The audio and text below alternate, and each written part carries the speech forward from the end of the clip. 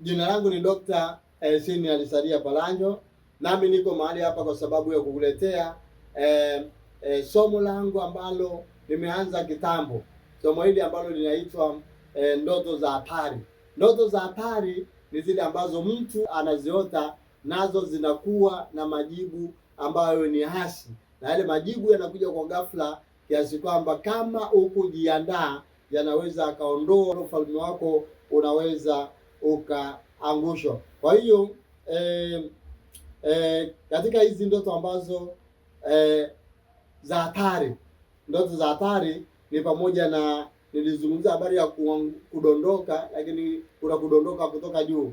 Kudondoka kutoka juu ni ishara ya anguko baya, ni ishara ya anguko baya ambalo litakuletea madhara makubwa. Kitabu cha Wakorintho wa kwanza mlango wa 10 mstari wa 12 inatafsiri. Lakini ile kuanguka kwenye shimo au unaota unaanguka kwenye shimo, maana yake ni kaburi.